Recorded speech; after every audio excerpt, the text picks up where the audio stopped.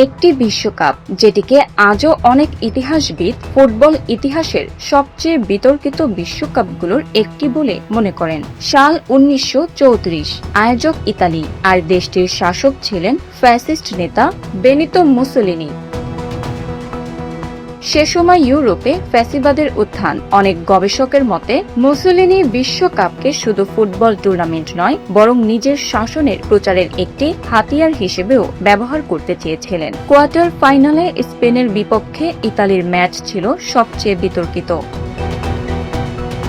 Match জুড়ে কঠোর ফাউলের অভিযোগ ওঠে ইতালির বিরুদ্ধে। স্প্যানিশ খেলোয়াড়রা একের পর এক চোট পান। প্রথম ম্যাচ ড্র হওয়ায় পরদিন রিপ্লে অনুষ্ঠিত হয়। চোটের কারণে স্পেনকে একাধিক পরিবর্তিত খেলোয়াড় নিয়ে মাঠে নামতে হয়। সেই ম্যাচে জিতে সেমিফাইনালে ওঠে ইতালি।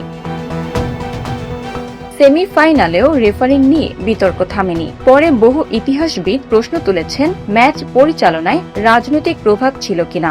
যদিও এ বিষয়ে চূড়ান্ত প্রমাণ আজও পাওয়া যায়নি। সবচেয়ে আলোচিত বিষয় ছিল ফাইনালের আগে একটি টেলিগ্রাম।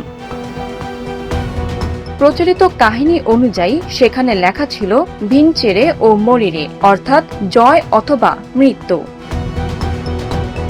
অনেকে দাবি করেন এটি ছিল খেলোয়াড়দের প্রতি কঠোর বার্তা। তবে ইতিহাসবিদদের বড় একটি অংশ বলছেন, খেলোয়াড়দের গুলি করার হুমকির দাবির পক্ষে নির্ভরযোগ্য প্রমাণ নেই।